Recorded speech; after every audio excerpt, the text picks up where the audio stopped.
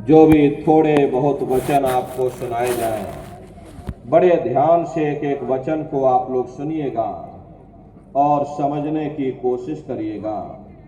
हम भी ये प्रयास करेंगे कि आपको सरल से सरल भाषा में आप सभी को समझाया जा सके। प्रेमी भाई बहनों, यह मनुष्य शरीर हम लोगों को बड़े सौभाग्य से प्राप्त हुआ है। ये जीवन बहुत अनमोल है। उस परम पिता परमात्मा ने हमको यह जीवन केवल इसीलिए दिया है ताकि हम जीते जी उस प्रभु की भक्ति करके अपनी जीवात्मा का कल्याण करा सकें। ये 5 तत्वों का पुतला, ये पंच भौतिक शरीर हम लोगों को एक निश्चित समय के लिए मिला हुआ। एक निश्चित समय को हम आप नहीं जानते हैं, किंतु जिसका ये मकान है, जिसका ये शरीर है, वो अवश्य ही जानता है और समय पूरा हो जाने पर मकान मालिक जबरदस्ती इस मकान को खाली करवा देगा। उस समय न जमीन जायदाद काम आएगी, ना ये धन और संपत्ति काम आएगी। जीवात्मा को निकाल करके इस शरीर से बाहर कर दिया जाएगा। ये शरीर हमारा आपका यही जमीन पर धड़ाम से गिर पड़ेगा, क्योंकि जीवात्मा के निकल जाने के बाद में ये शरीर सिर्फ एक माटी का पुतला है, उससे ज्यादा कुछ भी नहीं। आप इस मिट्टी के पुतले को ले जाकर शमशान भूमि पर जला करके राख कर दोगे।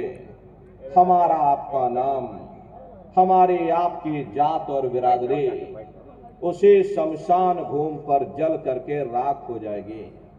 प्रेमी भाई बहनों, इस दुनिया में हित मित भाई बंधु, रिश्ते नातेदार, कुटुंब परिवार वाले, इनमें से कोई भी चीज तुम्हारी जीवात्मा को इस अधोगति से बचा नहीं सकती। हम कौन हैं, हम कहां से आए हैं और हमें जाना कहां है, ये मानव मात्र के लिए एक कठिन प्रश्न बना हुआ है। इस प्रश्न का हल तब तक नहीं होगा जब तक इस धराधाम पर कोई संत महात्मा फकीर न मिल जाए।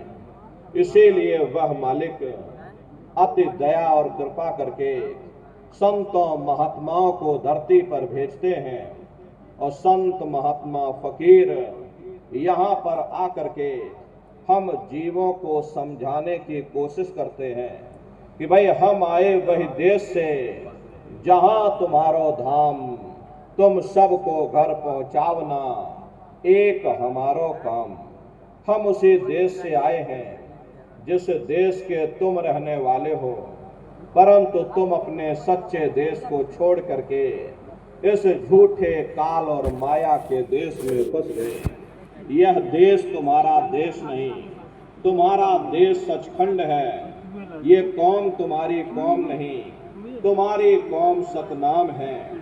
और ये जीवात्मा उस सतनाम रूपी समुद्र की बूंद है। इस बूंद को समुद्र से मिलाओ, यानी जीवात्मा को उस परमात्मा से मिलाओ। वो परमात्मा है, वो आपको मिलेगा, जीते जी मिलेगा। इसी मनुष्य शरीर में मिलेगा। इसी मनुष्य शरीर के अंदर जा करके परमात्मा से मिलने का वह एकमात्र दरवाजा है। उस दरवाजे का भेद केवल संतों महात्माओं को ही प्राप्त है। ये दुनिया के लोग, दुनिया की आवाम जनमानस दुनिया के ज्ञान को पढ़ करके अहंकार में डूबे रहते हैं कि हमसे बड़ा कोई ज्ञानी यहाँ नहीं है। लेकिन उनको ये नहीं मालूम, जहाँ ये दुनिया का ज्ञान समाप्त होता है, उसी के सिर की चोटी से ये आध्यात्मवाद, आत्मा और परमात्मा का ये गूढ़ ज्ञान, रहस्य विज्ञान प्रारंभ होता। उस विज्ञान को पाने के लिए सबसे पहले जरूरी है कि पहले आप लोग मानवतावादी बनो, मानव धर्म और मानव कर्म को अपनाओ। अरे मानव धर्म क्या है?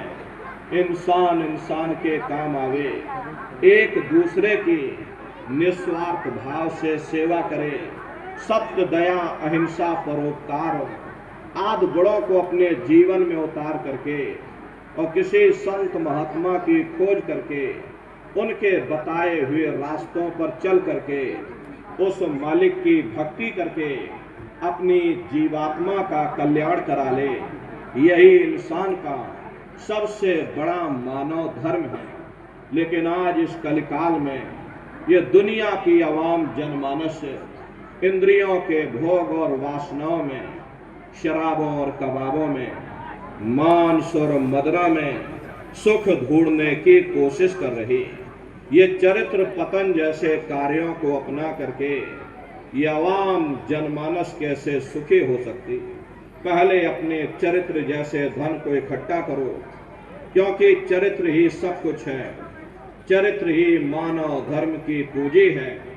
ये दुनिया भर के रगड़े झगड़े, पिता पुत्र में लड़ाई, आदमी औरत में लड़ाई, घर परिवार में लड़ाई, समाज में लड़ाई, जातियों में लड़ाई, मुल्क में लड़ाई, हरे नारियों, ये इंसानों का काम नहीं है, ये हैवानों का काम है।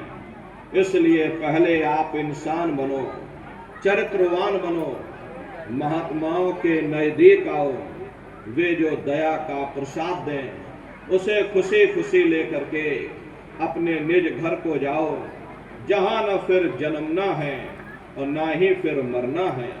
इसीलिए हमारे गुरु महाराज परम संत बाबा जय गुरुदेव जी महाराज ने आवाम जनमानस के बीच में ये आवाज लगाई है कि इंसानों, तुम अपने मानव धर्म के रास्ते पर वापस आ जाओ और इस मानव मंदिर में बैठ करके भगवान का सच्चा भजन करो, जिससे तुम्हारी ये जीवात्मा नरकों में जाने से बच जाए। अरे हम माने ना माने, लेकिन संत महात्मा त्रिकालदर्शी होते हैं, वे सब कुछ जानते हैं।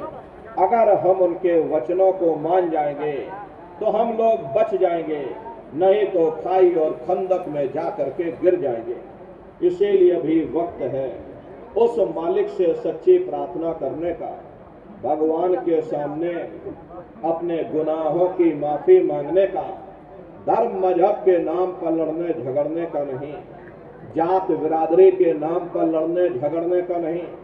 अरे हमने बहुत लड़ लिया, बड़े बड़े झगड़े और फसादे की, बड़ी बड़ी नुक्ताचीनी की, सिवाय नफरत के हमको क्या मिला? नफरत की ऐसी ज्वाला जली जिसमें घर जल गया, परिवार जल गया, समाज जल गई, जातियां जल गई, अब सारा देश जल उठा। इसीलिए सारी मानवता बहुत थक गई। हर कोई ऐसी छांव चाहता है जहां उसे ठंडक मिले, शांति और सुकून मिले, और ये सब वही मिल सकते हैं जहां शांति के संदेश होते हैं, सुकून के संदेश होते, मानव धर्म और मानव कर्म के संदेश होते हैं। और ये संदेश केवल संत महात्मा फकीर देते हैं, जो समदर्शी होते हैं, जो समस्त जीवों के अंदर उस प्रभु के अंश को देखते हैं। ऐसे समदर्शी उन महात्माओं की खोज करो। ये मत देखना कि महात्मा किस जाति के हैं, महात्मा किस बिरादरी के हैं। अरे जातियां कर्म के अनुसार बनाई गई, जन्म के अनुसार नहीं। मनुष्य की एक ही जाति है, वो है मानव जाति। और इसी मानव जामे में बैठ करके हमें उस मालिक की भक्ति करनी है। प्रेमी भाई बहनों, सुपच जाति के भंगी थे, रैदास जी महाराज जाति के हरिजन थे, और मीराबाई जाति की छत्राणी थी। अगर वे सब उस मालिक को प्राप्त कर सकते हैं तो आप भी उस मालिक को प्राप्त कर सकते हो। लेकिन बगैर महात्माओं के, बगैर गुरु के कोई भी जीव इस संसार समुद्र से ना कोई पार हुआ और ना ही कोई हो सकता।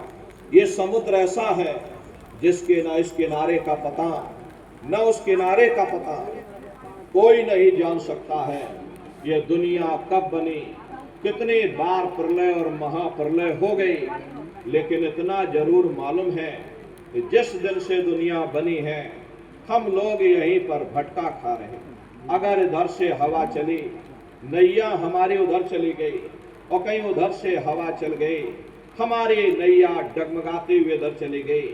न जाने कितने युग और कल्प बीत गए, लेकिन हमारे जीवन की नैया आज तक इस भव सागर से किनारे नहीं लगी। इसलिए नर नारियों, सौभाग्य से वक्त का इतना बड़ा वरदान आपको मिला, ये मानव तन आपको मिल गया।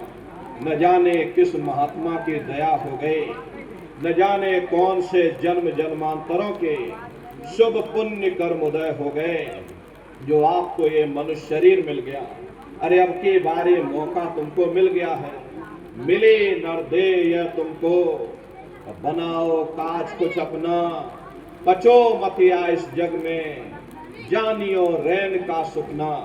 प्रेमी भाई बहनों, जैसे रात में हम लोग स्वप्न देखते हैं, हालांकि उस समय पर हमें स्वप्न सच मालूम पड़ता है, असली प्रतीत मालूम होता है, लेकिन जब हम लोग सुबह उठते हैं, जब हमारी आंखें खुलती हैं, तब हमें होश आता है, नहीं भाई हम तो स्वप्न देख रहे थे, ये सब भ्रम है।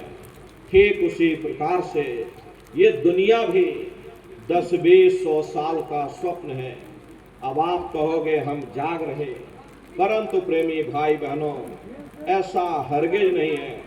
जिस दिन मौत का वक्त आएगा, अरे हम लोग रोएंगे, हाय हाय करके चिल्लाएंगे कि हाय हमने सारी जिंदगी यूं ही स्वप्न में गुजार दी, जागने का समय तो अभी आया था, जो कुछ करना था अभी करना था। लेकिन प्रेमी भाई बहनों, अब पछताए होत क्या, जब चिड़िया चुग गई खेत। महात्मा प्रेम से जीवों को समझाते हैं कि भाई देह और ग्रह सब झूठा, भरम में काहे को खपना, ये घर बार हमारा अपना नहीं, अरे पराया देश है, ये सराय खाना है, ये मुसाफिर खाना है, ये शरीर भी तुम्हारा अपना नहीं, ये भी काल का पिंजरा है, किराए का मकान है, पराया मकान है। किसी को 40-50 साल के लिए मिला तो किसी को 80-90-100 साल के लिए मिल गया। जितने जितने श्वास उस मालिक ने बख्शे हैं, उसे भुगतने के बाद में हमें शरीर को यहीं छोड़ जाना। श्वास दुधारा नित्य जारी, एक दिन थाली चाम। प्रेमी भाई बहनों, एक तालाब पानी से चाहे कितना भी क्यों ना भरा हो, आप एक छोटी सी नाली काट कर खोल दीजिए, अरे तालाब में छोटा सा छेद कर दीजिए, तो सारा पानी ही तालाब से बाहर निकल जाएगा। ठीक उसी प्रकार से तुम्हारा ये शरीर भी श्वासों का भंडार है, और जब तक श्वासों का भंडार जारी है, हम दुनिया के काम काज में फंसे हुए, दुनिया के कारोबार में हम आप उलझे हुए। लेकिन जिस वक्त ये श्वासों का भंडार खाली होगा, अरे टेलीफोन खड़क जाएंगे, तार पहुंच जाएंगे, संदेश पहुंच जाएंगे, सब रिश्ते नातेदार, सब कुटुंब परिवार वाले, सब अड़ोस पड़ोस वाले मिनटों सेकंडों में इकट्ठा हो जाएंगे। प्रेमी भाई बहनों, जिस शरीर से तुम इतना प्रेम किया करते थे, साबुन से मल मल करके नहाते थे, उसे कोई एक रात भी घर में रखने को तैयार नहीं होता। ये कंधों पर लटका करके शमशान भूमि पर छोड़ करके आ जाते। हिंदू लोग तिनका तोड़ाते, जैसे तिनका टूट गया तेरा मेरा रिश्ता नाता टूट गया।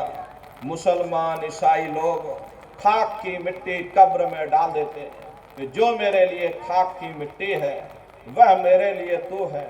अरे मामूली कष्ट नहीं होता, मौत के समय में घनघोर पीड़ा होती है।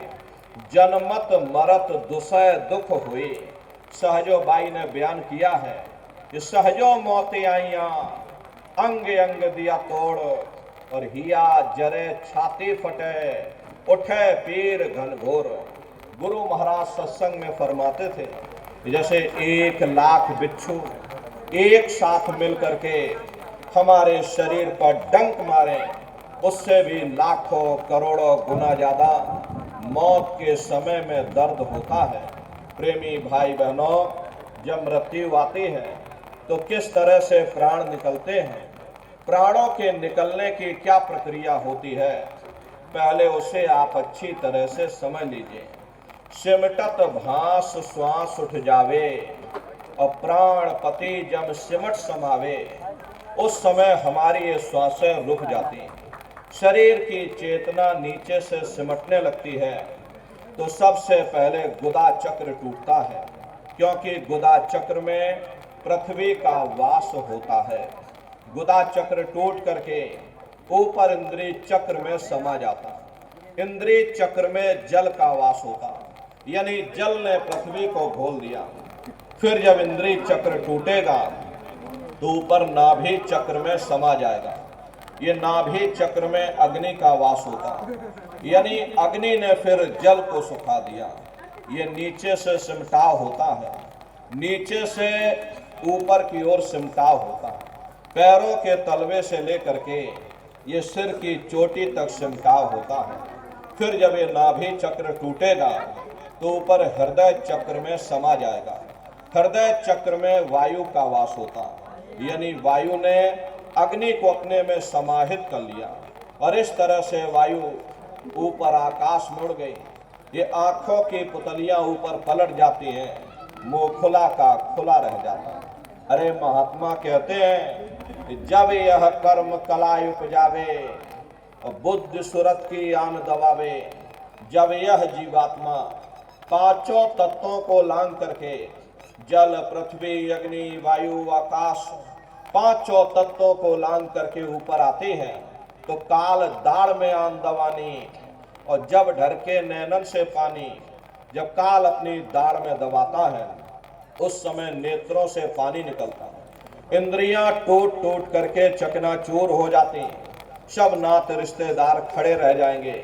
अरे लगे टकटके दिखे न भाई, और वाह समय को करे सहाई।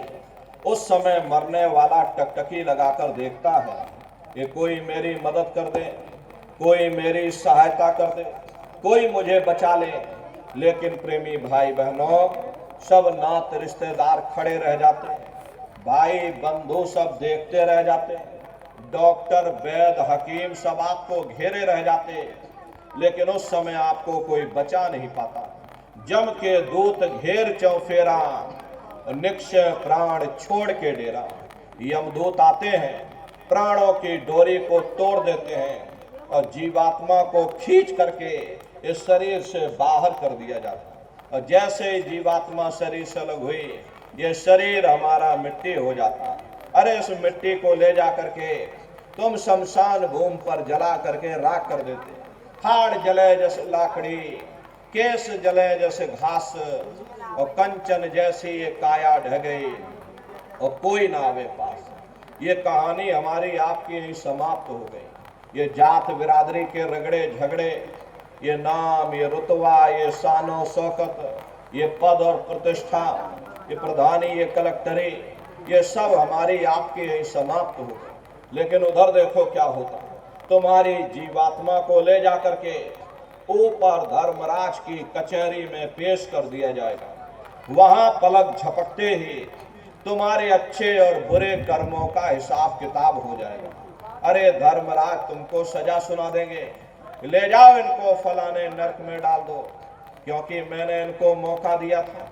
जब ये माँ के घर में उल्टे लटके हुए थे, सिर इनका जब नीचे था, पैर जब इनके ऊपर थे, माँ के घर में जब ये उल्टे लटके हुए थे, जठराग्नि में जब ये तप रहे थे, उस समय इन्होंने मुझसे प्रार्थना की थी कि हे मालिक, अब प्रभु कृपा करो ए भाती, और सब तज भजन करे दिन राती। कि हे परमात्मा, इस बार हमको मौका दे दो, हमको मनुष्य शरीर दे दो, हम भजन करेंगे, भक्ति करेंगे। हम अपनी जीवात्मा का कल्याण करेंगे।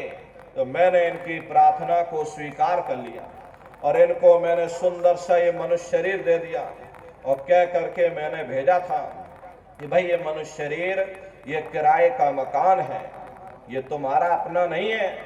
अगर ये तुम्हारा अपना होता तो हमेशा तुम्हारे पास रहता।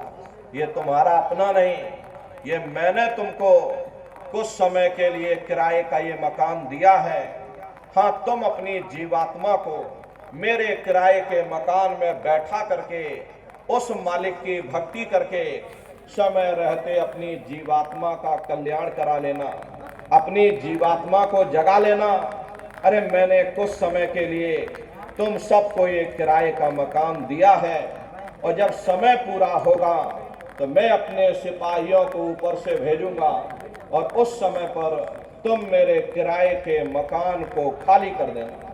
लेकिन इतना ध्यान रखना कि जैसा साफ सुथरा मैंने तुमको ये किराए का मकान दिया है वैसा ही साफ सुथरा तुम मुझको वापस लौटाना। लेकिन इस किराए के मकान में बैठ करके इन्होंने बुरे खोटे पाप कर्म कर डाले। मेरे किराए के मकान को इन्होंने अपने कर्मों से गंदा कर दिया, इसलिए कर्मों की सजा इनको मिलेगी। ले जाओ इनको फलाने नरक में डाल दो। अरे महात्मा कभी झूठ नहीं बोलते। महात्माओं ने जब साधना किया और साधना करके जब ऊपर गए और ऊपर जा करके जब उन्होंने नरकों का हाल देखा तो हमारी आपकी जानकारी के लिए उन्होंने धर्म ग्रंथों में लिख दिया, लोह के खम्भ तपत के माही, और जहां जीव को ले चिपकाई वहां बड़े बड़े लोहे के खंभे अग्नि से धधक धधक कर लाल हो रहे हैं। ऐसे खोटे जीवों को उन्हीं खम्भों के ऊपर लिटा दिया जाता है। अरे जीव हाय हाय करके चिल्लाता है, तड़फ तड़फ जीव जुलम बुखारी और तपत खम्भ दुखी उपजे भारी। असहनीय वेदना होती है, असहनीय दुख और दर्द होता है। जीव वहां रोता और चिल्लाता रहता है। लाखों लाख जोजन मील तक तुम्हारे रोने चीखने चिल्लाने की आवाज उन नरकों से होकर के गुजरती है। लेकिन प्रेमी भाई बहनों, वहां कोई तुम्हारी पुकार सुनने वाला नहीं, कोई तुम्हारी दर्द भरी आवाज को सुनने वाला नहीं। ये दुर्दशा क्यों हो गई? क्योंकि हम लोग मनमुखी हो गए, मन के कहे पर चलने लग गए। मन के कहे पर चल करके बुरे खोटे पाप कर्म करने लग गए। कर्मों का ये जखीरा अंबार के अंबार हमने अपने सिर पर लाद लिए। आज उन्हीं कर्मों का हम आप भोग पा रहे।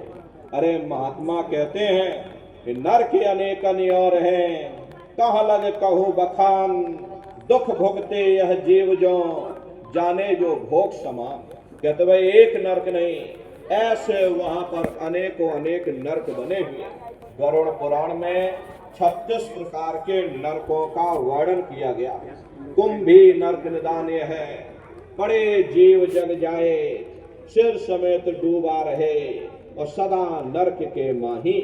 कुंभी कहते हैं घड़े के आकार का बड़ा विशाल नरक वहां बना, दुनिया भर का मवाद उसमें भरा, बड़ी भारी बदबू उसमें से आती, जीवों को ले जाकर उसी में डाल दिया जाता। अरे कुंभी नरक कल्प लो वासा, और मुख में नरक नाक में श्वासा। कल्प लो वासा यानी 1000 चौकड़ी युग का एक कल्प होता है, और कल्प लो वासा यानी युगों युगों तक ये जीव नरकों की सजा को भोगता रहता है। और नरकों की सजा भोगने के बाद में इन्हीं जीवों को सीधे मनुष्य शरीर नहीं दिया जाता, बल्कि ले जा करके 4 खान 84 लाख योनियों में डाल दिया जाता है। जैसे बच्चा होता है, अब बच्चा पहले कक्षा 1 पास करेगा, फिर कक्षा 2 में जाएगा। ऐसे ही प्रेमी भाई बहनों, वहां पर भी पूरा चैनल बना हुआ। नरकों की सजा भोगने के बाद में इन्हीं जीवों को 4 खान 84 लाख योनियों में डाल दिया जाता। ये 4 खान 84 लाख योनियां ये कोई मामूली योनियां नहीं होती। 4 खान का मतलब होता है अंडज, पिंडज, उपमज, स्थावर, ये 4 खाने होती हैं। पहली श्रेणी तो इन पेड़ पौधों की आती है जिनके अंदर पानी का तत्व मौजूद होता है। कभी ये भी मनुष्य हुआ करते थे, लेकिन आज अपने कर्मों का ये भोग पा रहे, एक जगह पर पेड़ बन के खड़े हुए। दूसरी श्रेणी कीड़े मकोड़ों की आती है जिनके अंदर पृथ्वी और अग्नि का तत्व मौजूद होता है। तीसरी श्रेणी पंछियों की आती है। चौथी चौपाई जानवरों की आती है और पांचवी स्वयं इंसानों की आती है, जिसके अंदर 5 तत्व जल, पृथ्वी, अग्नि, वायु, आकाश, 5 तत्व मौजूद होते। प्रेमी भाई बहनों, ये 4 खाने हैं, इनकी अलग अलग कुल 84 लाख योनियां होती हैं। अब आप पेड़ पौधों को ही देखिए तो आम का पेड़ अलग है, नीम का पेड़ अलग है, पीपल का पेड़ अलग है। ऐसे अलग अलग प्रजातियों के कीड़े मकोड़े, अलग अलग प्रजातियों के पशु और पंछी, कुल मिलाकर 84 लाख योनियां हैं। हम दुनिया के जीव नरकों की सजा भोगने के बाद में इन्हीं 84 लाख योनियों में डाल दिए जाते हैं। अरे मामूली कष्ट नहीं होता। हमको आपको गर्मी लग गई तो हम लोग देखो छाया में आ गए, सर्दी लग गई कंबल रजाई ओढ़ लिया, भूख लग गई भोजन कर लिया, बीमार हो गए अस्पतालों में चले गए, अपना अपना इलाज करवा लिया। लेकिन देखो इन जानवरों को, क्या गर्मी, क्या सर्दी और क्या बरसात, एक एक रोटी के टुकड़े के लिए बेचारे दर बदर रोड पर भटकते रहते। अरे किसी का हाथ कट गया, किसी का पैर कट गया, किसी को आपने जीते जी काट डाला, मुर्गी की पकड़ करके गर्दनी घुमा डाली। अरे उनको भी दर्द होता है, उनको भी तकलीफ होती है, लेकिन वे बेचारे बेजुबान हैं, कुछ बोल नहीं पाते हैं, कुछ बता नहीं पाते हैं। हम लोगों के अंदर ये जुबान है, हम लोग बोल बता देते हैं, वे सिर्फ रोते और चिल्लाते रहते। अरे कौन उनकी पुकार सुनने वाला, कौन उनकी दर्द भरी आवाज को सुनने वाला, कौन सी अदालत में जाकर के वे बेचारे दरवाजा खटखटाएं, या कौन मजिस्ट्रेट उनकी फरियाद को सुनेगा। प्रेमी भाई बहनों, कोई सुनने वाला नहीं है।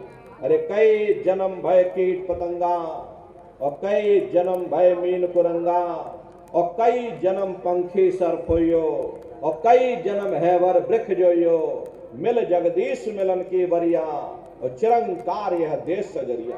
करोड़ों करोड़ युगों से हम आप नरकों की सजा भोगने के बाद में फिर कभी कीड़े पतंगों की योनि में डाल दिए जाते, कभी पेड़ पौधों की योनि में डाल दिए जाते, तो कभी हम लोगों को अपने अपने कर्मानुसार पशु और पंछियों की योनि में डाल दिया जाता है। प्रेमी भाई बहनों, 84 लाख योनियों की सबसे जो आखिरी योनि होती है वो गाय और बैल की योनि होती है। अरे गाय स्त्री का रूप लेती है और बैल पुरुष का रूप लेते हैं। ये 84 लाख योनियों की सबसे आखिरी योनि यानी कि अंतिम पायदान होता है। उसके बाद तब जाकर के हम लोगों को दोबारा फिर से मनुष्य शरीर प्राप्त होता।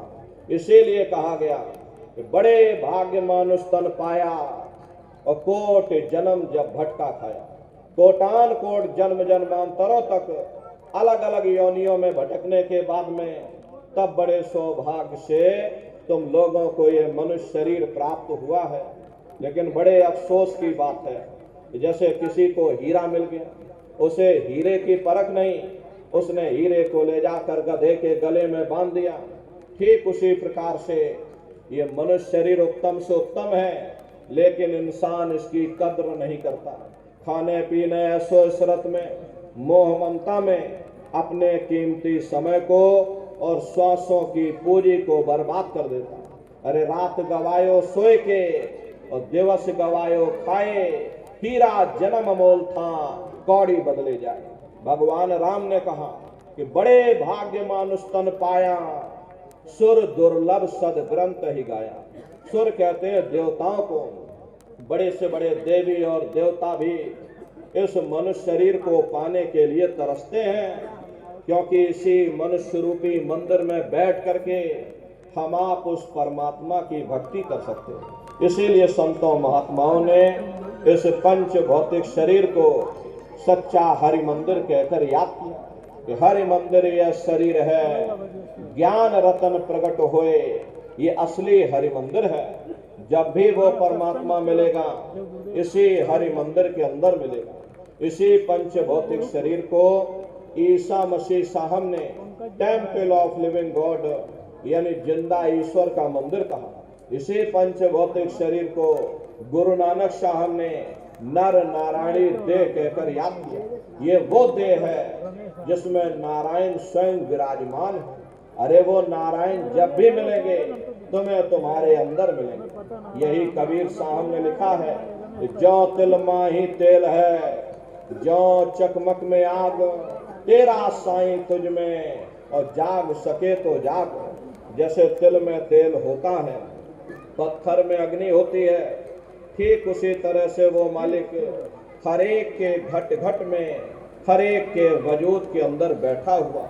यही महात्माओं ने कहा कि कस्तूरी कुंडल बसे और मृग धूड़े बन माही, ऐसे घट घट राम हैं और दुनिया देखे नाही। जैसे हिरन कस्तूरी की खुशबू को बाहर जंगलों में ढूंढता फिरता, हालांकि वो खुशबू उसके नाभि से हो करके आती है, वही हाल हम जीवों का है।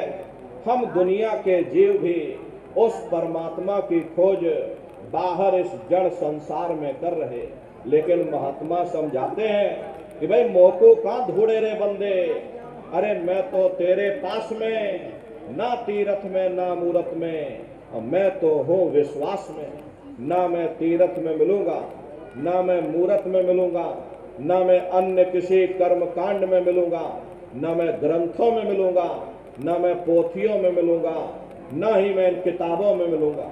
चाहे सारी उम्र बैठ करके तुम किताबें पढ़ते रहो, रात दिन ढोलक मजीरा बजा बजा करके उन चौपाइयों को तुम रटते रहो, अरे मैं जब भी मिलूंगा तुम्हें तुम्हारे अंदर मिलूंगा।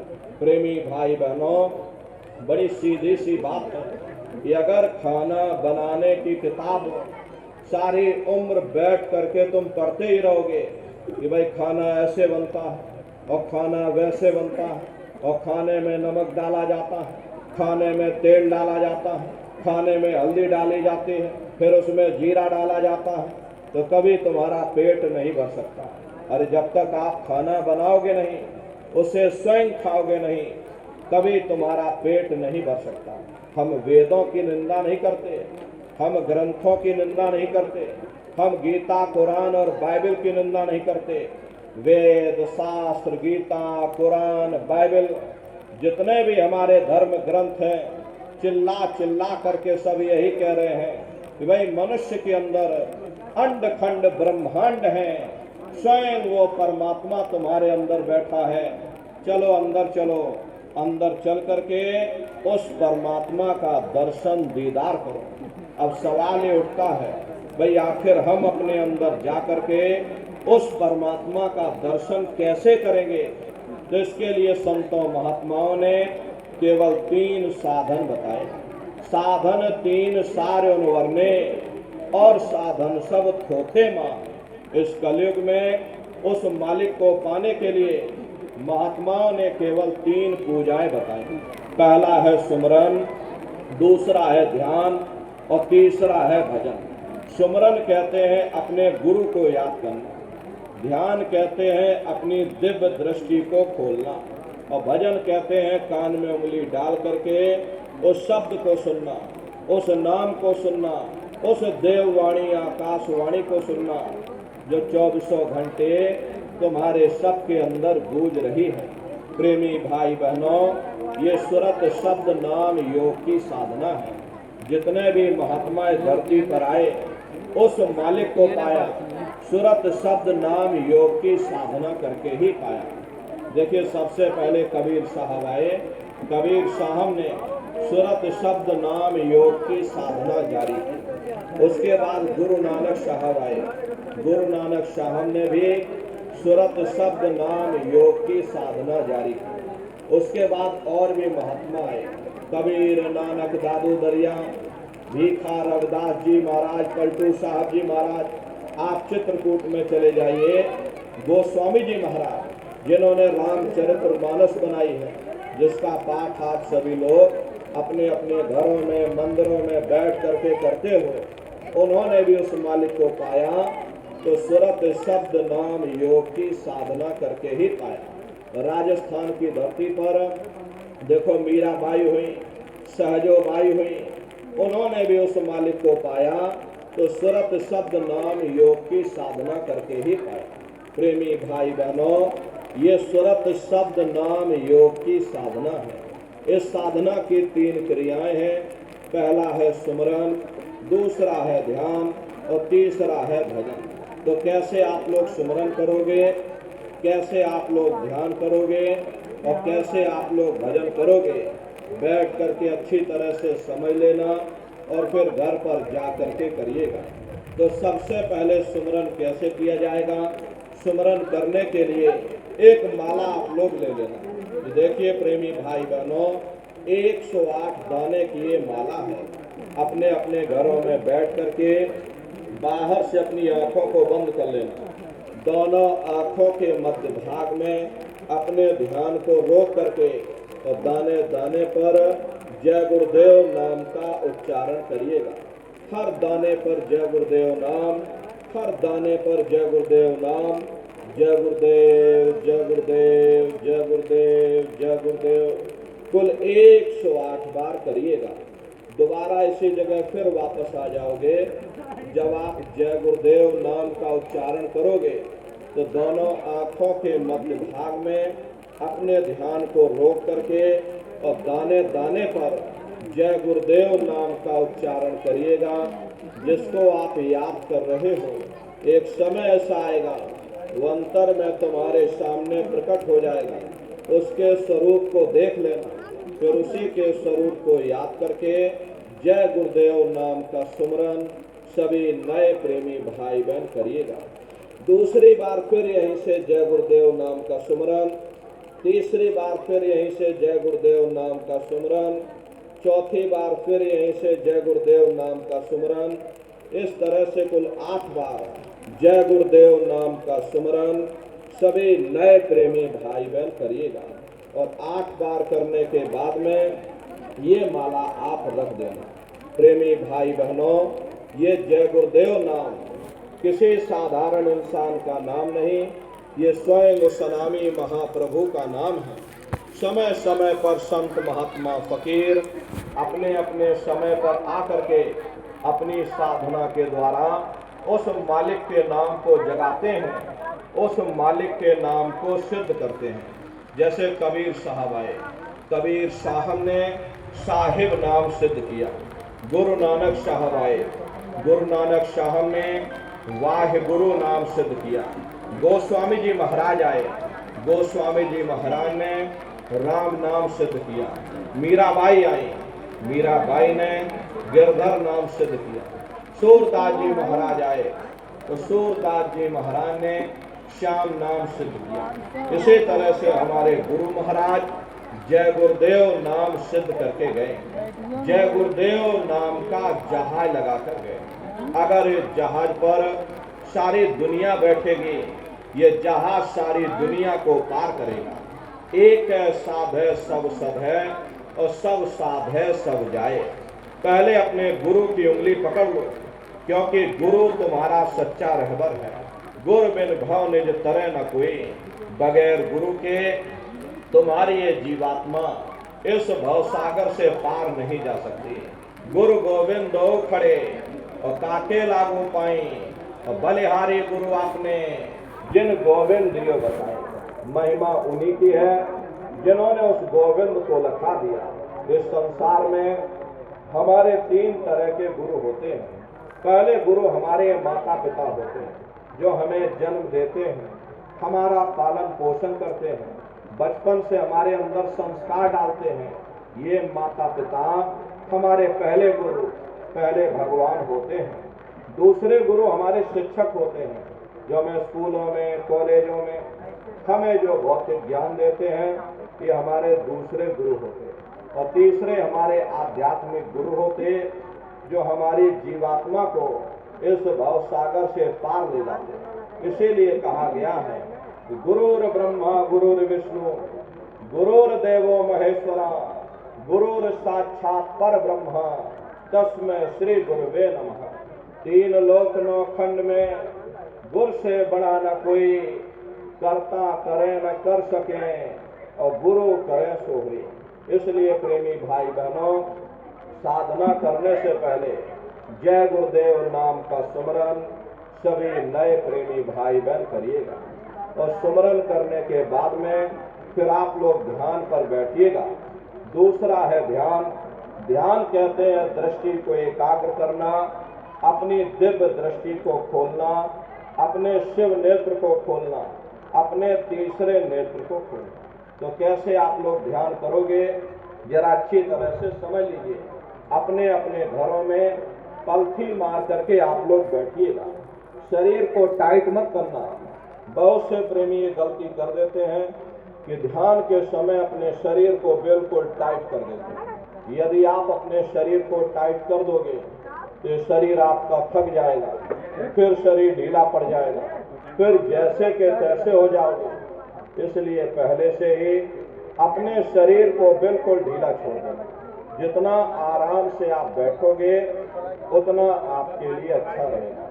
तो अपने अपने घरों में पलथी मार करके और ढीले बदन से आराम से बैठ जाना। बाहर से अपनी आंखों को बंद कर लेना और दोनों आंखों के मध्य भाग में दूर सामने देखिएगा। सामने आपको अंधेरा दिखाई पड़ेगा। बस उसी अंधेरे में एक जगह पर आप अपनी दृष्टि को रोकिएगा। होशियारी यही रहे कि आंखों की पुतलियां हिलने न पाए। शुरुआती समय में ये आंखों की पुतलियां अंदर अंदर हिलेंगी, लेकिन जब आप रोज रोज अभ्यास करोगे, करत करत अभ्यास से और जड़मत होत सुजान, जब रोज रोज अभ्यास करोगे तो आंखों की पुतलियां हिलना बंद हो जाएंगी। तो दूर सामने अंधेरे में एक जगह पर आप अपनी दृष्टि को रोकिएगा या उस अंधेरे को लगातार देखते रहो। दृष्टि अपने आप अंधेरे में रुक जाएगी। उस समय किसी के बारे में सोचना नहीं, किसी के बारे में विचार मत करिएगा। शरीर को बिल्कुल हिलाना नहीं, शून्य हो करके, शांत चित्त हो करके, निर्विचार हो करके बस सामने उस अंधेरे को लगातार देखते रहो। जितना देर आपसे बन सके आप उस अंधेरे को लगातार देखते रहिएगा। देखते देखते देखते देखते एक समय ऐसा आएगा कि आपकी दृष्टि उस अंधेरे में रुक जाएगी और जैसे ही आपकी दृष्टि अंधेरे में रुकेगी तो सुई की नोक के बराबर काले में भी काला बिंदु, बड़ा चमकीला बिंदु होगा, तारे की तरह चम चम चम चम चमकेगा। वो चमकता हुआ तारे जैसा बिंदु आपको सामने दिखाई पड़ेगा। वही बिंदु दरवाजा है, वही बिंदु खिड़की है। उसी को हरि का द्वार यानी कि हरिद्वार कहा गया। बहुत विशाल वो दरवाजा है। ये संसार कुछ नहीं है। ऐसे लाखों संसार इकट्ठे करके एक साथ दरवाजे के अंदर डाल दो, पता तक नहीं चलेगा। इतना विशाल वो हरि का द्वार तुम्हारे सब के अंदर बना हुआ है। एक छोटे से बीज को लेकर के हम आपसे कहें कि इस बीज के अंदर बहुत बड़ा पेड़ है तो आप भरोसा नहीं करोगे, लेकिन उस छोटे से बीज को जब आप जमीन में गाड़ दोगे, थोड़ा खाद पानी दोगे, वो बीज अंकुरित हो जाएगा।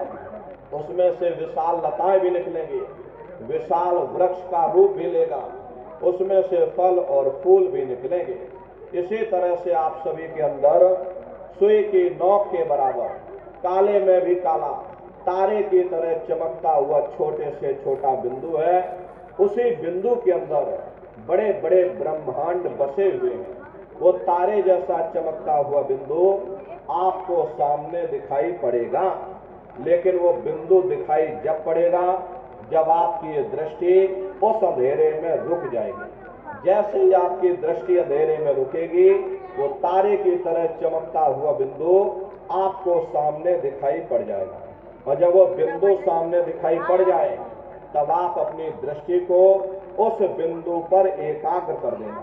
जब आप अपनी दृष्टि उस बिंदु पर एकाग्र कर दोगे तो वही बिंदु दरवाजा है, वो दरवाजा खुल जाएगा, ये शिव नेत्र खुल जाएगा, ये दिव्य दृष्टि आपकी खुल जाएगी और आप दरवाजे के अंदर दाखिल हो जाओगे। एक बार प्रेमी भाई बहनों ये दिव्य दृष्टि खुल जाए, फिर क्या भूत, क्या भविष्य, क्या वर्तमान, कोई भेद आपसे गुप्त नहीं रहेगा। लाखों वर्ष पहले क्या हुआ था, भविष्य में क्या होने वाला है, अरे आप अपने अपने घरों में बैठ करके और ध्यान लगा करके भूत, भविष्य और वर्तमान को देख सकते हो।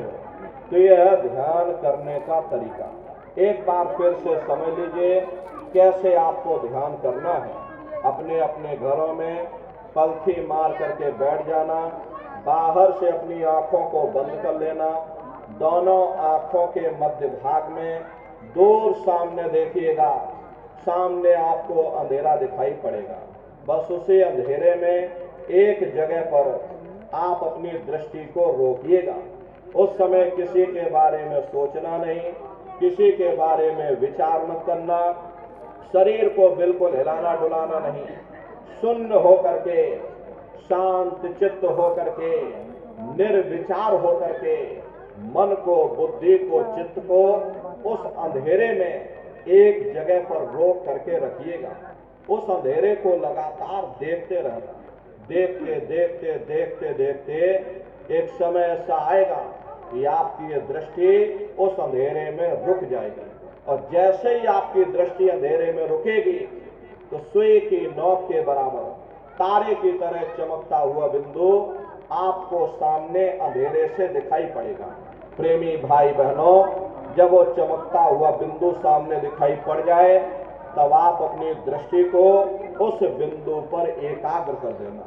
जब आप अपनी दृष्टि उस बिंदु पर एकाग्र कर दोगे तो वो बिंदु फट जाएगा, वो दरवाजा खुल जाएगा, ये शिव नेत्र खुल जाएगा, ये दिव्य दृष्टि आपकी खुल जाएगी और आप दरवाजे के अंदर दाखिल हो जाओगे।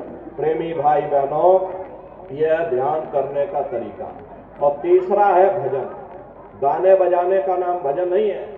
ये नाच गाना, ढोल मजीरा, हारमोनियम, तबला, सारंगी, उछल कूद का नाम भजन नहीं है। भजन कहते हो उस शब्द को सुनना, उस नाम को सुनना, उस देववाणी आकाशवाणी को सुनना जो 24 घंटे तुम्हारे सब के अंदर गूंज रही है।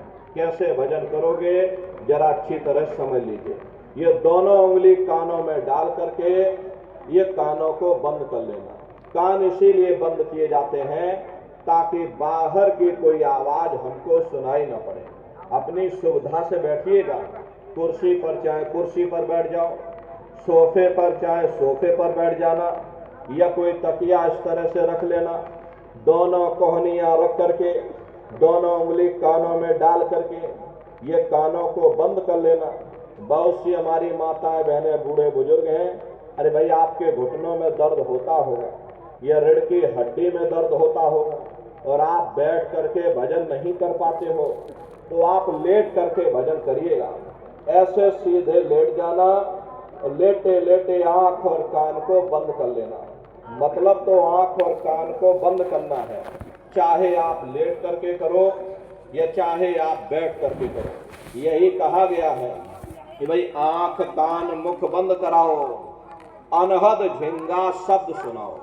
यानी पहले अपनी आंख को बंद करो, अपने मुख को बंद करो, दोनों उंगली कानों में डाल करके ये कानों को बंद कर लो और ऊंचे से ऊंचा ध्यान दे करके उस आवाज को सुनने की कोशिश करो। प्रेमी भाई बहनों, जब आप अपने कानों को बंद करके और अंतर में ध्यान दे करके गौर से सुनोगे तो आपको ऐसा अनुभव होगा कि कहीं सीटी जैसी आवाज हमारे कानों में बज रही है।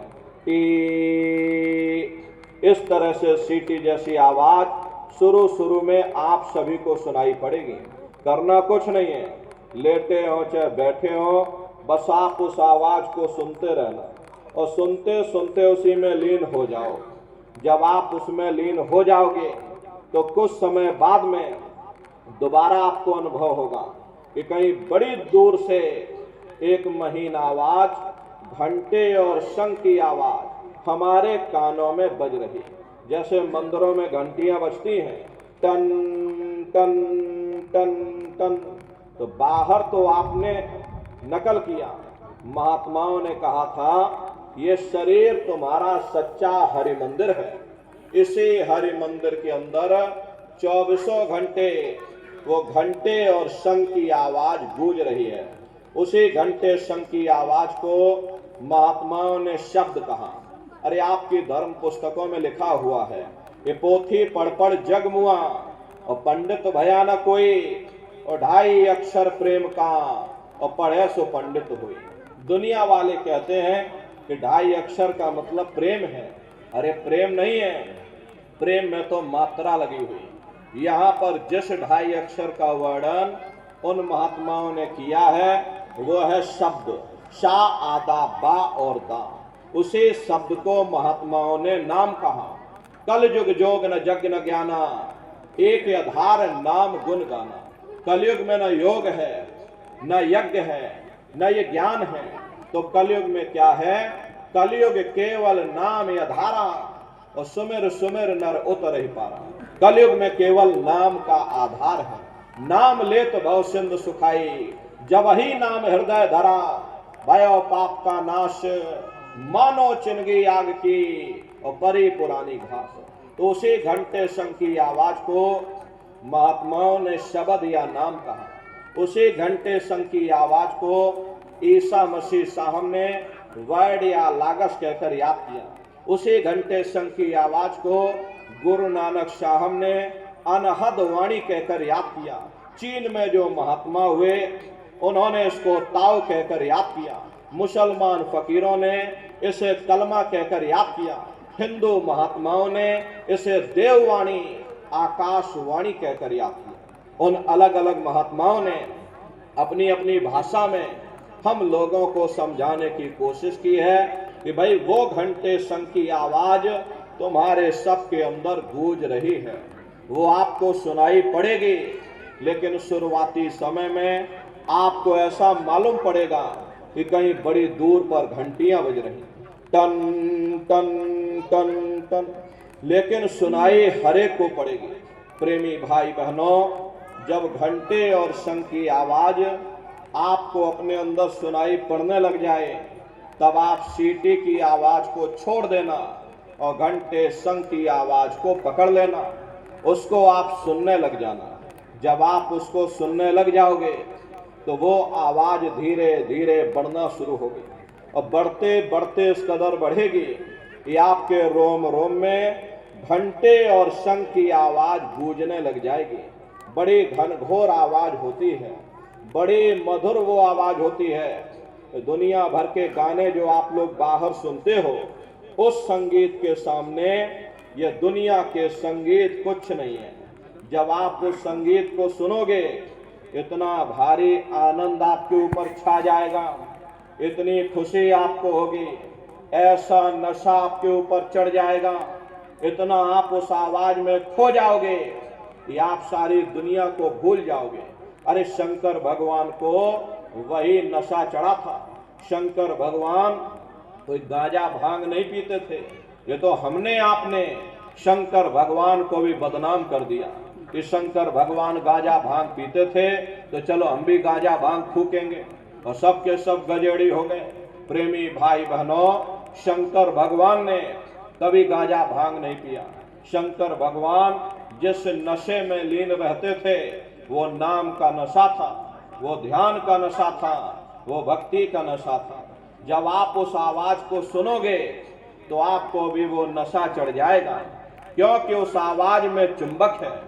जब आप उस आवाज को सुनोगे तो वो आवाज आपको अपनी ओर खींचेगा, और जब खिंचाव होगा तो जीवात्मा का फैला हुआ प्रकाश 9 दरवाजों से सिमटने लगेगा।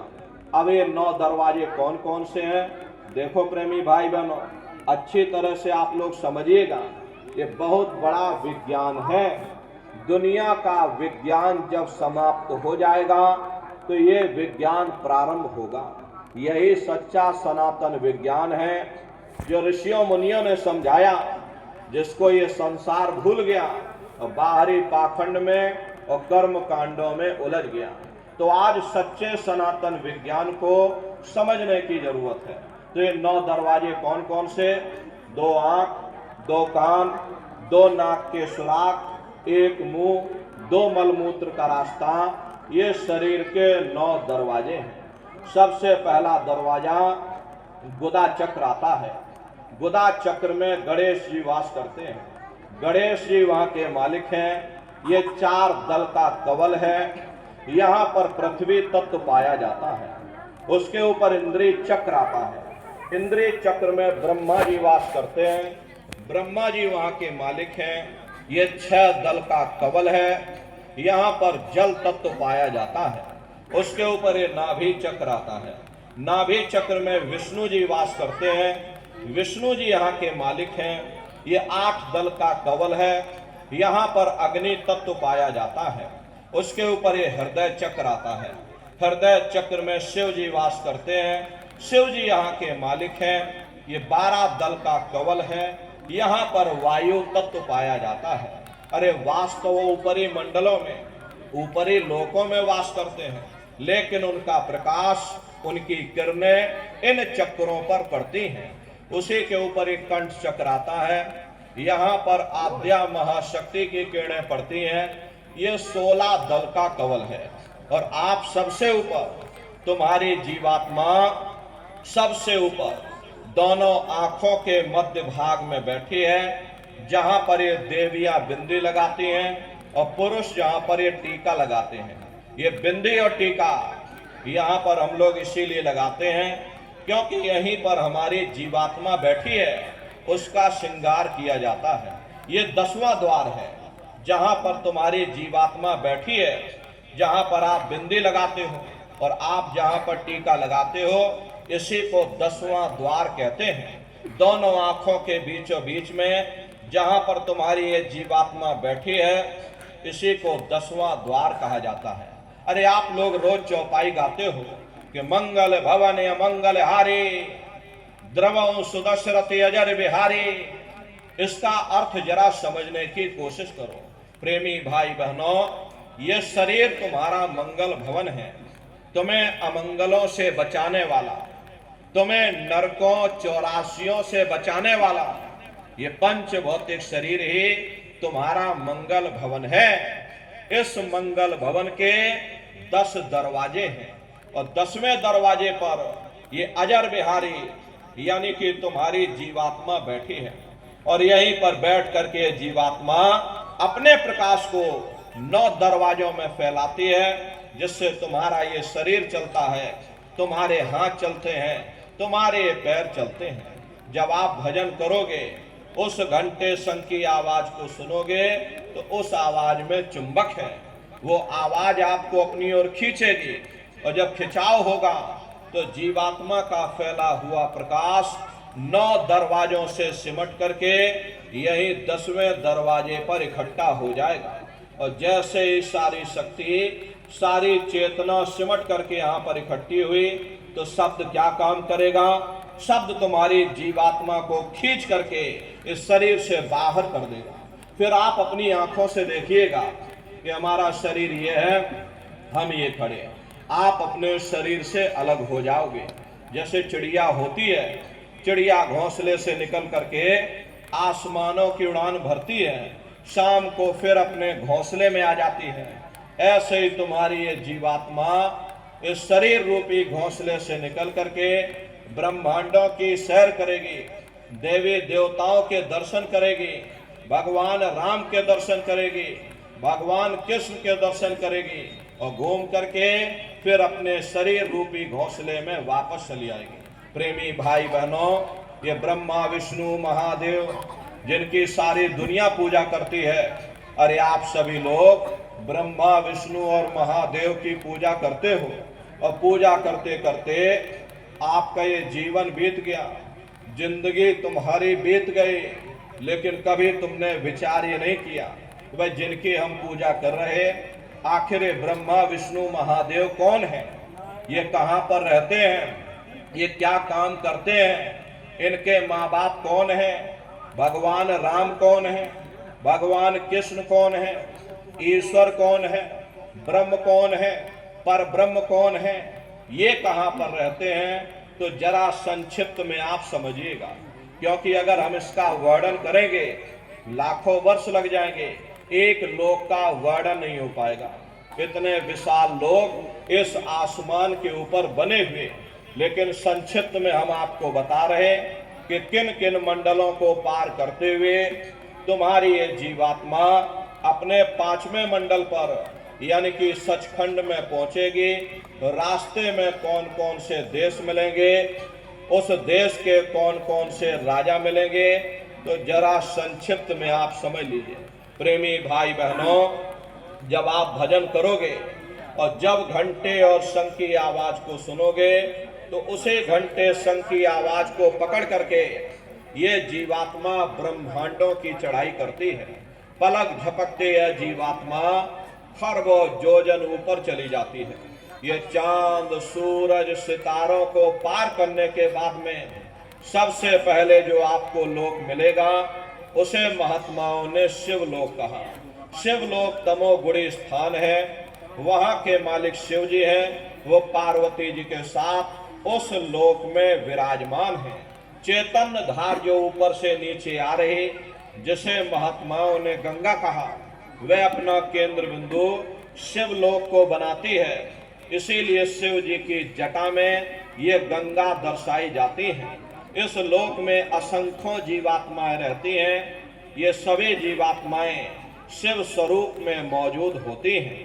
जब आप वहां पहुंचोगे और शिव जी का जब प्रत्यक्ष दर्शन करोगे, तो आपका स्वरूप भी शिव के समान यानी कि शिव स्वरूप हो जाएगा। शिव जी का दर्शन करने के बाद में फिर घंटे शंख की आवाज को पकड़ करके फिर जब आप ऊपर चढ़ोगे, उसी के ऊपर ब्रह्मा जी का लोक आएगा। ब्रह्मा जी का लोक वो रजोगुणी स्थान है। वहां के मालिक ब्रह्मा जी हैं। वो गायत्री, सावित्री और सरस्वती के साथ उस लोक में विराजमान है। और ब्रह्मा जी का दर्शन करने के बाद में फिर घंटे शंख की आवाज को पकड़ करके फिर जब आप ऊपर चढ़ोगे, उसी के ऊपर विष्णु लोक आएगा। विष्णु लोक वो सतोगुणी स्थान है। वहां के मालिक विष्णु जी हैं। उनका बड़ा मनमोहक स्वरूप है। उनकी 4 भुजाएं हैं और चारों भुजाओं में शंख, गदा, पद्म और चक्र सुशोभित है। और आप क्षीर सागर में लक्ष्मी जी के साथ विराजमान हैं। ये तीनों देवता ब्रह्मा, विष्णु और महादेव अपने अपने लोक में बैठ करके राज कर रहे हैं। एक रचयिता है जो हम जीवों को रचता है, एक पालनहार है जो हम जीवों को पालता है, एक संहार करता है, जीवों को नष्ट कर देता है। एक का काम है शरीर को बनाना, एक का काम है शरीर की सुरक्षा करना, एक का काम है शरीर को नष्ट कर देना। इनकी जो माता है वो आद्या महाशक्ति है। ब्रह्मा, विष्णु, महादेव लोक के ऊपर वो आद्या महाशक्ति का लोक आता है। उसी को देवी दुर्गा का लोक कहा जाता है। और उसी लोक को पार करने के बाद में सबसे पहला देश पड़ता है, या यूं कह लीजिए कि पहली राजधानी पड़ती है, जिसे महात्माओं ने सहस दल कवल कहा। वो राजधानी है, जैसे आपके उत्तर प्रदेश की राजधानी लखनऊ है, जौनपुर आपका जिला है। इसी तरह प्रेमी भाई बहनों, वो सहस दल कवल राजधानी है। और ये जो ब्रह्मा, विष्णु, महादेव के जो लोक हैं, उस राजधानी के अंतर्गत आने वाले जिले हैं। और राजधानी का जो मालिक है वो निरंजन भगवान है। ये ब्रह्मा, विष्णु, महादेव ये निरंजन भगवान के ही पुत्र हैं। और ये आद्या महाशक्ति देवी दुर्गा ये निरंजन भगवान की अर्धांगिनी हैं। और निरंजन भगवान स्वयं तीनों लोकों के मालिक हैं। उन्हीं को त्रिलोकीनाथ कहा जाता है। हिंदू उन्हीं को परमात्मा कहते हैं, मुसलमान उन्हीं को खुदा कहते हैं, ईसाई उन्हीं को गॉड कहते हैं। प्रेमी भाई बहनों, ये जल एक है। जल को चाहे आप पानी कह लो, चाहे वाटर कह लो, चाहे आप नीर कह लो, इसी तरह प्रेमी भाई बहनों, वो परमात्मा एक है। हम लोग लफ्जों के झगड़े में उलझे हुए हैं।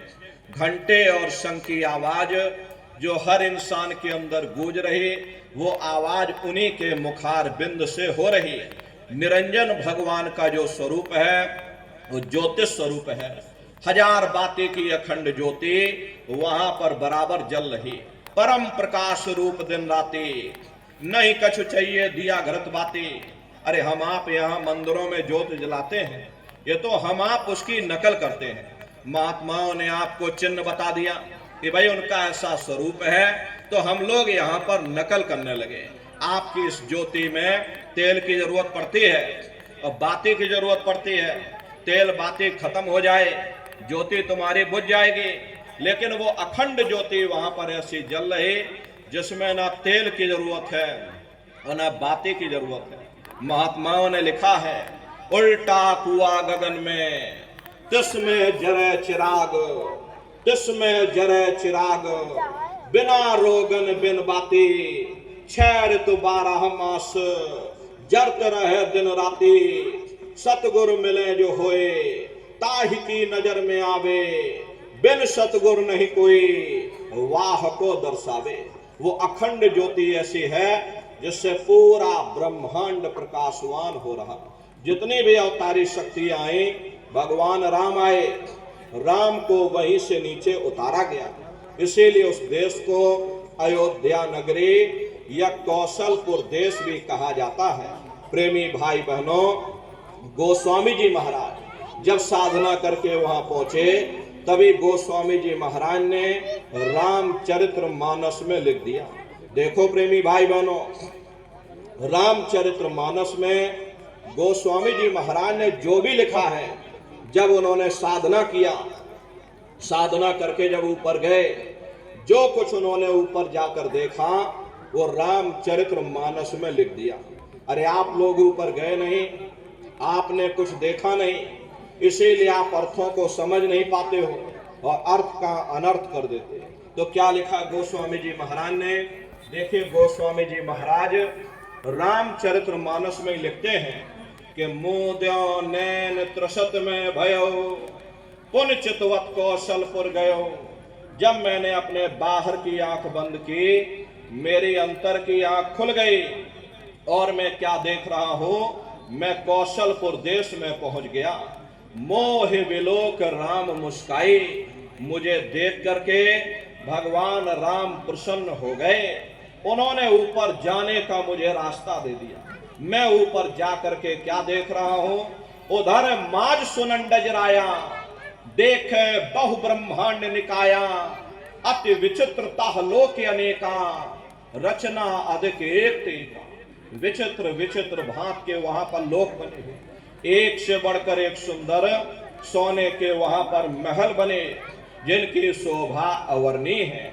प्रेमी भाई बहनों, वो असली अयोध्या नगरी है, वो भगवान राम का असली देश है।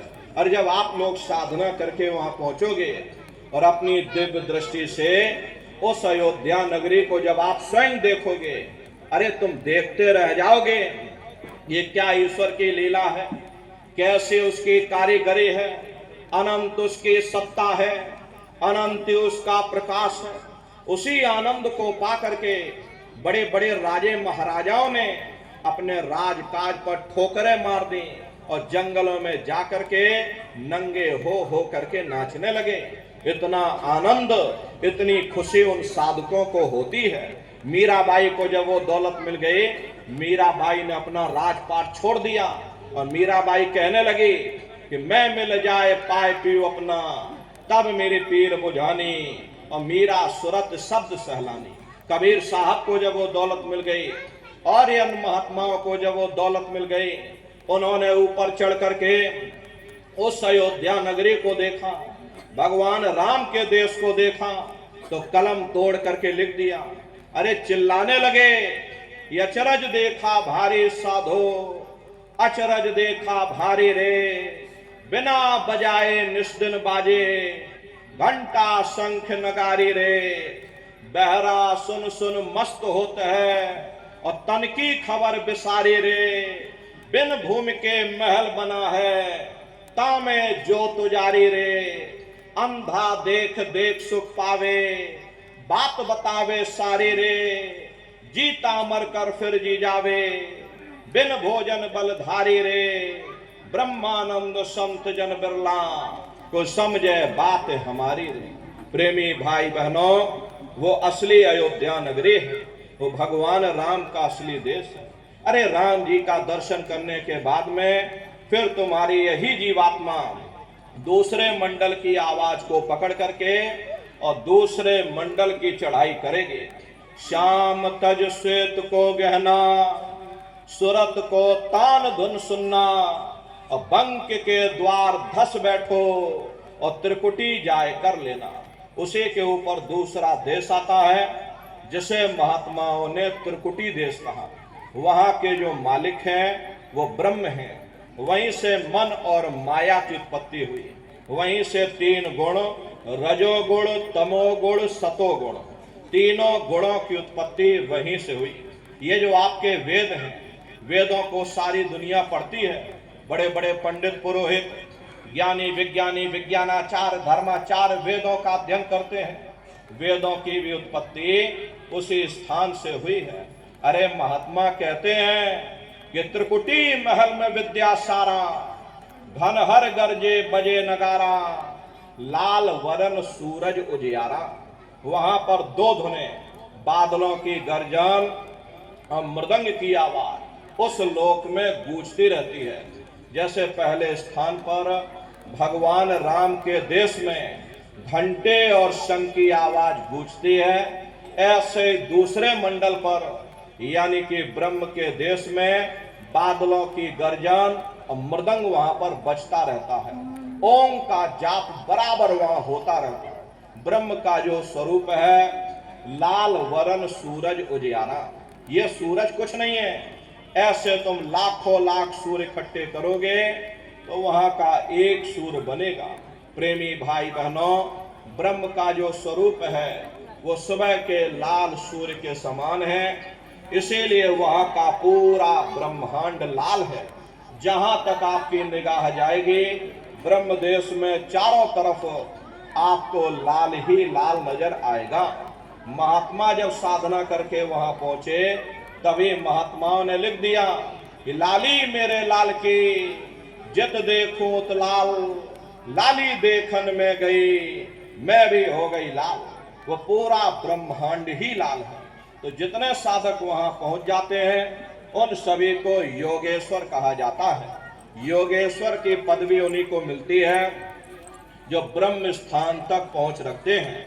जैसे व्यास जी हुए, वशिष्ठ जी हुए, वाल्मीकि जी हुए, इन सब की पहुंच वहीं तक थी।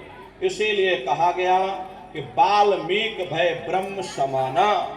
जब इनकी जीवात्मा वहां पहुंची और जब इन्होंने ब्रह्म का दर्शन किया तो इनका स्वरूप भी ब्रह्म के समान यानी कि ब्रह्म स्वरूप हो गया।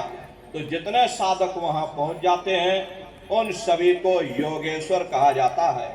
योगेश्वर भगवान श्री कृष्ण उसी देश में वास करते हैं।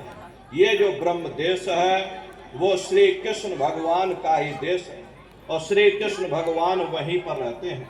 अरे बाहर की जन्माष्टमी नहीं है जो आप लोग यहाँ जन्माष्टमी मनाते हो, ये तो आप नकल करते हो। महात्माओं ने कहा था भाई सही मायने में तुम जन्माष्टमी कब मनाओगे? जब तुम्हारी ये जीवात्मा 5 तत्व जल, पृथ्वी, अग्नि, वायु, आकाश और 3 गुण, रजोगुण, तमोगुण, सतोगुण यानी 5 तत्व 3 गुणों से परे हो करके ब्रह्म देश में पहुंच करके जब तुम कृष्ण भगवान का दर्शन कर लोगे तब सही मायने में जन्म अष्टमी मनाई जाएगी। वहां कृष्ण भगवान का दर्शन करने के बाद में फिर तुम्हारी यही जीवात्मा तीसरे मंडल की आवाज को पकड़ करके और तीसरे मंडल की चढ़ाई करती है। आगे पहुंची सुन झंकार, ररंकार धुन सुनी पुकार, आगे श्वेत सुन है भाई, मान सरोवर बैठ नाई। उसी के ऊपर तीसरा देश आता है जिसे महात्माओं ने सुन्न देश कहा। उसी को रारंग देश कहा जाता है, उसी को अक्षर और नेति कहा जाता है। वहां के जो मालिक हैं वो रारंग पुरुष यानी कि पर ब्रह्म पुरुष। वहां किंगरी और सारंगी दो धुनें उस लोक में गूंजती रहती हैं। और पर ब्रह्म पुरुष का जो स्वरूप है वो पूर्णमासी के चंद्रमा के समान बड़ा ही मनमोहक स्वरूप है। इसी स्थान पर प्रेमी भाई बहनों एक बहुत बड़ा अमृत का सरोवर बना हुआ है, जिसे महात्माओं ने मान सरोवर कहा। जब तुम्हारी ये जीवात्मा उस मान सरोवर में जाकर स्नान कर लेगी तो जन्म जन्मांतरों के तुम्हारे मैले पाप कर्म साफ हो जाएंगे। अरे यहाँ के पानी से तुम्हारे कर्मों की सफाई नहीं होने वाली, ये बाहर का पानी तुम्हारे शरीर के मैल को धो सकता है, लेकिन जो पापों का मैल है, जो अंतःकरण में कर्मों की गंदगी, पुण्य और पाप के बोझे जो आपने अपने ऊपर लाद रखे हैं, वो जब साफ होंगे, जब आप तीसरे मंडल पर पहुंच करके उस गंगा में डुबकी लगाओगे। उस गंगा में स्नान करने के बाद में ये जीवात्मा हंस रूप हो जाती है। हंसन मिले हंसा हो जाई, मिले जो अमीय आहारा है। जीवात्मा का खुद का प्रकाश उस अमृत के सरोवर में स्नान करने के बाद में 16 सूर्य के बराबर हो जाता है। फिर यही जीवात्मा चौथे मंडल की आवाज को पकड़ करके चौथे मंडल की चढ़ाई करती है। 2 पर्वत के संग निहारो, भंवर गुफा ते संग पुकारो। 2 पर्वतों को पार करने के बाद में वो बड़ा सुंदर देश आता है, जिसे महात्माओं ने भंवर गुफा कहा। वहां के जो मालिक हैं वो सोहंग पुरुष हैं। वहां बंसी यानी मुरली की मधुर ध्वनियां सदा उस लोक में उच्चारण होती रहती हैं।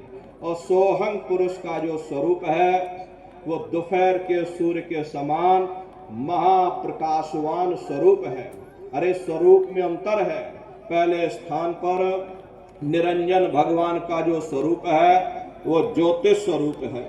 दूसरे स्थान पर ब्रह्म का जो स्वरूप है वो सुबह के लाल सूर्य के समान है। तीसरे स्थान पर ब्रह्म पुरुष का जो स्वरूप है वो पूर्णमासी के चंद्रमा के समान है। और चौथे स्थान पर सोहंग पुरुष का जो स्वरूप है वो दोपहर के सूर्य के समान महाप्रकाशवान स्वरूप है। और वहां के धनी का दर्शन करने के बाद में ताके परे धाम सतनामा, बीन बजे सतलोक ठिकाना। सोहंग देश के ऊपर वो 5वां देश आता है, जिसे महात्माओं ने सचखंड देश कहा। वो सचखंड देश अजर अमर अविनाशी सदा एक रस रहने वाला देश है। वहां न काल है, न कर्म है, न दुख है, न संताप है, न पुण्य है, न पाप है। जो जीवात्मा वहां पर पहुंच जाती हमेशा के लिए जन्म मरण के बंधनों से आजाद हो जाती। वहां के जो मालिक हैं वो सतपुरुष भगवान हैं, जिनके रोम रोम में खरबों खरब सूरज चांद सितारे प्रकाश हुआ। वही हमारे आपके सच्चे मालिक हैं, वही हमारे आपके सच्चे पिता हैं। अरे हमको आपको वहीं से नीचे उतारा गया, फिर शब्द को पकड़ करके शब्द शब्द पौड़ी पर चढ़कर पहुंचो सचखंड सतनाम। तो शब्द कब पकड़ में आएगा? जब आप भजन करोगे।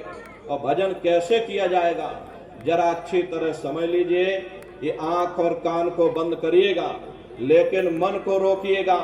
ऐसे समय पर तुम्हारा ये मन जरूर भागेगा। अभी आप यहाँ सत्संग में बैठे हो, शरीर भले तुम्हारा यहाँ बैठा है, लेकिन मन सारी दुनिया में भाग रहा। अब किसी को बाल बच्चों की याद आ गई, मन बाल बच्चों में पहुंच गया। कोई दुकान दफ्तर छोड़ करके आया, मन दुकान दफ्तर में पहुंच गया। किसी को कोई बात याद आ गई, मन आपस में बातचीत करने लगा। शरीर यहाँ बैठा, लेकिन मन सारी दुनिया में भाग रहा। कबीर साहब ने कहा है कि कबीर पापी भगत न भावे, हर पूजा न सुहाए, और माखी चंदन पर हरे, और जहां विगंध तहां जाए। जैसे मक्खी चंदन या कस्तूरी पर नहीं बैठती है, बल्कि रात दिन गंदगी में भिनभिनाती रहती है। ठीक उसी प्रकार से हम मनुष्यों का हाल है। हमारे आपके बुरे खोटे पाप कर्म हमें महात्माओं की तरफ जाने नहीं देते, और अगर जबरदस्ती बैठा भी दिया जाए तो हम लोग सो जाते हैं। ये सब हमारे मन की खुराफात है। इसीलिए महात्मा कहते हैं, भाई जिन्होंने मार मंडाला उन्हीं को सूरमा कहना, बड़ा बैरी ये मन घट में इसी का जीत ना कटना। अगर दुनिया में कोई हमारा दुश्मन है वो केवल तुम्हारा अपना ये मन है। ये मन रूपी रावण कब मरेगा? जब 9 द्वारों पर फतेह हासिल करके तुम यहाँ 10वें द्वार पर चढ़ जाओगे, तब सही मायने में दशहरा मनाई जाएगी। अरे बाहर की दशहरा नहीं है जो लकड़ी का रावण बना देते हो, अब फूंक फांक करके घर चले आते, कहते भाई हमने रावण मार दिया। अरे महात्माओं ने कहा था भाई सही मायने में तुम दशहरा कब मनाओगे? जब 9 द्वारों पर फतेह हासिल करके तुम यहाँ 10वें द्वार पर चढ़ जाओगे, तब सही मायने में विजय दशमी मनाई जाएगी। तब ये मन रूपी रावण तुम्हारा मरेगा, और तब तुम्हारी ये जीवात्मा, इसी जीवात्मा को महात्माओं ने राम भी कहा। अरे हम कोई अपने मन से नहीं कह रहे, धर्म ग्रंथों में ही लिखा हुआ है, एक राम दशरथ का बेटा, एक राम घट घट में लेटा, एक राम का सकल पसारा, और एक राम है सबसे न्यारा। एक वो राम है जो अयोध्या के वासी हैं, और एक राम घट घट में लेटे, यानी हमारी आपकी ये जीवात्मा जो हर एक के अंदर मौजूद है। महात्माओं ने कहा भाई एक वो राम है, और एक राम का सकल पसारा, यानी पहले स्थान के मालिक वो निरंजन भगवान जिनको दुनिया त्रिलोकीनाथ कहती है, जिनका ये पूरा पसारा, ये पूरा संसार है। महात्माओं ने कहा भाई एक वो राम है, और एक राम है सबसे न्यारा, 5वें स्थान के मालिक वो सत्पुरुष भगवान जो हमारे आपके सच्चे पिता हैं। महात्माओं ने कहा भाई एक वो राम है। तो महात्मा तो उस राम की महिमा गाते हैं। मोटी बात आप पकड़िए कि भजन कैसे करोगे, ये आंख और कान को बंद कर लेना, अंतर में ध्यान दे करके गौर से सुनिएगा। शुरू में सीटी जैसी आवाज सुनाई पड़ेगी, उसे आप पकड़ लेना, सुनते रहना, सुनते सुनते उसी में लीन हो जाओ। जब आप उसमें लीन हो जाओगे तो कुछ समय बाद में दोबारा आपको अनुभव होगा कि कहीं बड़ी दूर से एक महीन आवाज, घंटे और शंख की आवाज हमारे कानों में बज रही, और जब घंटे शंख की आवाज आपको अपने अंदर सुनाई पड़ने लग जाए, तब आप सीटी की आवाज को छोड़ देना और घंटे शंख की आवाज को पकड़ लेना। एक बार प्रेमी भाई बहनों आप उस आवाज को पकड़ लो, फिर वो आवाज आपको नहीं छोड़ेगी, खींच करके शरीर से बाहर कर देगी। रोज आना, रोज जाना, रोज ब्रह्मांडों की सैर करना, रोज देवी देवताओं के दर्शन करना, रोज भगवान राम के दर्शन करना, रोज भगवान कृष्ण के दर्शन करना, और घूम करके फिर अपने शरीर रूपी घोंसले में वापस चले आना। तो सुमरन, ध्यान और भजन 3 क्रियाएं आपको बताई गई। नित्य नियम से करिएगा, नागा नहीं होना चाहिए। शरीर को आप भोजन देते हो, सुबह दोपहर शाम रात भोजन करते रहते हो, लेकिन कभी तुमने विचार ये नहीं किया, ये जीवात्मा जो जन्म जन्मांतरों से बेचारी भूखी प्यासी बैठी है, जिसकी शक्ति से तुम्हारा ये भारी भरकम शरीर चल रहा, तो कभी अपनी जीवात्मा को तुमने भोजन नहीं दिया। अरे इसका भोजन भजन है, इसका भोजन शब्द है, इसका भोजन नाम है। अपना ये नियम बनाओ कि पहले हम अपनी जीवात्मा को भोजन देंगे, फिर अपने शरीर को भोजन देंगे। अगर ये नियम तुम्हारा बन गया, तुम्हारा लोक भी बन जाएगा, तुम्हारा परलोक भी बन जाएगा। प्रेमी भाई बहनों, उस मालिक को पाने के लिए तुम्हें कोई घर बार नहीं छोड़ना है, तुम्हें कोई जात बिरादरी नहीं बदलनी है। अरे जात पात के रगड़े झगड़े ये तुम्हारे अपने नहीं हैं, ये सिर्फ मन की खुराफात है। अरे आप अपनी बुद्धि से विचार करिए, जब गुरु नानक साहब नहीं आए थे तब कोई सिख नहीं था, जब मोहम्मद साहब नहीं आए थे तब कोई मुसलमान नहीं था, जब ईसा मसीह साहब नहीं आए थे तब कोई ईसाई नहीं था, और पीछे लौटते चले जाओ तो केवल मनुष्य मनुष्य रह जाते हैं। ये रगड़े झगड़े किसने पैदा किए? ये हमने आपने पैदा किए। अरे कोई भी महात्मा यहाँ पर आकर के न कोई कौम मनाने आता है, न कोई महात्मा यहाँ मजहब चलाने आते हैं, न कोई महात्मा यहाँ जात बिरादरी को बदलने आते हैं, और ना ही आप हमारे हाथों में ये डंडे और तलवारें देने के लिए आते हैं। अरे आप तो सच्चा मार्ग, सनातन मार्ग समझाने के लिए इस धराधाम पर शरीर रूप में अवतरित होते हैं। महात्मा कोई जात बिरादरी नहीं देखते। अरे महात्मा कोई ऊंच नीच भेदभाव पैदा नहीं करते। अगर महात्माओं ने भेदभाव किया होता तो देखो भगवान राम जंगलों में रहने वाली आदिवासी महिला सबरी का जूठा बेर भगवान राम नहीं खाते।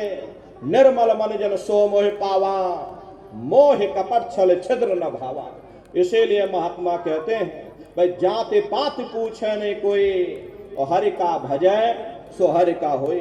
लोग यहाँ जात पात बनाते बनाते रह गए, लेकिन ऐ नर नारियों, जब तुम्हारी ये जीवात्मा इस मनुष्य रूपी चोले को छोड़ करके ऊपर जब तुम धर्मराज की कचहरी में पहुंचोगे तो वहां न तुमसे ये पूछा जाएगा कि भाई तुम किस जाति के हो, या तुम किस कौम के हो, या तुम किस मजहब के हो।